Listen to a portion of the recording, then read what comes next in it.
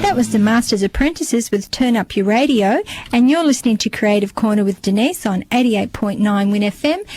And joining me in the studio now is Sherryl Clark, children's writer and writer of all sorts of works. Welcome, Sherryl. Thanks, Denise. And I was been researching a little bit about you, and you've written over 40 books. So far. Mm-hmm. Now, where do you get inspiration for all of those books? It comes differently at different times. Yeah. I've always written lots of poetry. Yes. And is that what you started out writing? Pretty much. Yeah. Yeah. And then some short stories. Yeah. And I learnt fairly early on to collect ideas. So if I had an idea, particularly for a poem, write it down straight away. As soon as it comes into your head? Yeah. If I had a line or an idea, usually a line or a title. Yeah. And particularly, there were particular places, like people often find just before they go to sleep at night, when all the stuff that you've sort of had to deal with during the day is finally ebbing away, and then you might have that little space in your brain before you go to sleep where something will pop in. When you start to relax. Yeah. So I learnt very quickly to start writing those ideas down, because you can never remember them in the morning, and if you do, they're not the same. And do you ever actually dream and then wake up and write something down? Do you ever get ideas from that? Very rarely, but I did actually this week have that experience for the first time in a really long time. Really? Monday night class, the person I teach with, he took the class on Monday night, and I just got to sit there and be the audience for a change. And he was doing all these writing exercises with the class, and I was listening and, thinking, this is really good. And people were coming up with great ideas. And the next morning, I had this dream, and then as soon as I woke up, it wasn't actually the dream, but I had this whole idea for a movie. Oh. And I leapt out of bed and went and got my pad and wrote it all down. Oh, wow. Unfortunately, I don't write movie scripts, so I'm not quite sure what I'm going to do with it. Not yet. But no, it doesn't happen very often like that. Oh, no. wow.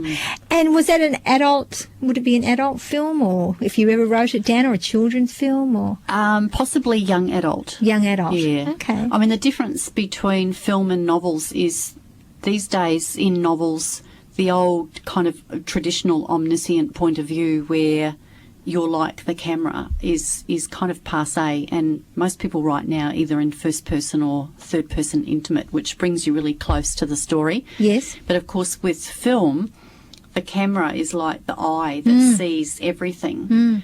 So when you have a dream, I think it is very filmic, that what you see in the dream is what a camera would see. Many people talk about it like that. And so to have a dream like that is very often a movie type experience, and then to turn it into something on paper like a novel or a short story requires an entirely different approach. You kind of have to move from that camera eye. You have to look at a different perspective. Yeah, you have to move inside the characters, and sometimes that's not as easy as it sounds. Oh, no, not at all. As you would know. Exactly right. Now, predominantly you write children's books. I do now, yeah. Oh, so that wasn't how you started out? No. How did you start out? Obviously you said you wrote poems, but Yes. after that, how did you go? Well, initially, I mean, people talk about when they were kids that they wrote lots of stories. I can only remember writing one thing at school, which was a true story. And I didn't go to a high school that really encouraged creative writing. And in my last year of high school, when I did have a teacher who encouraged creative writing, I didn't take it seriously. I mean, in those days it was like, become a writer? What does that mean? Oh, definitely. It was almost like, that's a waste of time, wasn't it? Yeah, it sort of wasn't even in my hemisphere. Scope. It was just unimaginable. You didn't even know what that meant. So what I used to do is I travelled overseas for a while, and I used to write these really, really long letters to my dad. And I used to write poetry then, and then I didn't write for a really long time. And then when I moved to Melbourne, when I was about late 20s, early 30s, and I ended up in a writing class at the old Women's Learning Centre in Footscray. Okay. And that was kind of where I got started, was in that class, writing stories and poems for adults. And I did that for quite a long time. I actually tried to write for children, and I was really, really bad. Like, really bad. And there's hope thought, for all of us. well, I just thought something I can't do. I was, and perhaps because I had a daughter then, Yes. and I was doing the old finger wagging. How old was your daughter at the time? Oh, probably in those years from about 2 up to about 8 or 9. Oh, so she was quite young. Yeah. And I was sort of trying to teach the lesson with the Yes. story, which Yes. does not work at all. So I just thought it's not something that I can do. Yes. And then I've been in a writing group for a really long time. I think we've been going now, goodness, about 26 years. Wow. Yeah, it's a really long time for a group to Definitely. exist. Yes. And there's probably only 2 or 3 of us that are original members, and other people have come and gone, and some people have stayed. Yes. And we got a friend of mine, Meredith Costain, who's written lots of children's books, and she came and did a writing workshop with us. And I thought, oh, yeah, I'll give it a go. And she said, I'll write about something that happened to you when you were a kid. And I thought, oh, God, I brought up on a farm. How boring's that? And then I thought, oh, well, when I was about 10, I actually did ballet for a year. And I was a very fat child.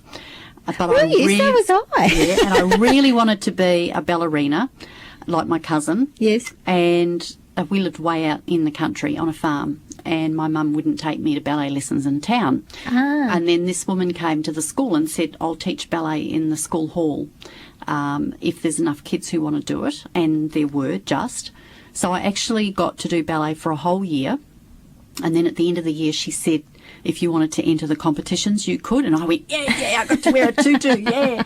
And then they couldn't find a tutu to fit me because I was so fat. So I ended up wearing an adult tutu with the top shoved down and the bottom pulled up and so on, and came absolutely last in the competition. But did you enjoy yourself? Well, it was kind of like a bit of a fantasy, and I got to dance on the stage, and it didn't matter that I sounded like a baby elephant. And when she said, write about something that happened to you, I thought, oh, well, I'll write about that, because it was the only thing I could think of. And then Meredith said, oh, I really like that. You should work on that and send it out. So my writing group read it for me and gave me some comments. And I sent it to Scholastic, and it was rejected. And I thought, oh, what do I do with it now? Well, I better keep trying. And because I had spent a lot of time at that point working in community arts, and through a guy who worked at Hawthorn Council, community arts worker, his wife worked at Penguin. And I thought, oh, I've met her. I don't really know her, but at least I know how to spell her name, which is very important. I know how to spell people's names properly. And so I sent the manuscript to her, and it just happened to be at the time when Penguin were starting this new series called Aussie Bites. Wow. Which, of course, now there's about 90. So what year would we be looking at? 96. Okay, yeah. And it was, it arrived on her desk at the right time, and it was the right word length, and they were looking for 6 stories to start the series. And it was just luck that it arrived at the right time, and they rang me up and said they wanted to publish it. Oh, wow. And I nearly fell over backwards. How did you feel when you got that call? I kept waiting for someone to ring back and tell me they were joking. Going, ha ha, fooled ya. I couldn't actually believe it. Oh, wow. Yeah. And that's one of the top... So the Too Tight Tutu is one of the top-selling Penguin books, isn't it? Still in print. Yeah. I think it's getting close. If we don't count overseas sales, because it was sold to Puffin UK, and they did a small print run, and then Sterling, which has a children's division called Running Press, they've published it in the States. So if we don't count that, yes, I think it's edging close to 50,000 copies in wow. Australia. And how did it 12 years. Sorry, years. How did it feel when you first saw it in a bookshop? Do you remember?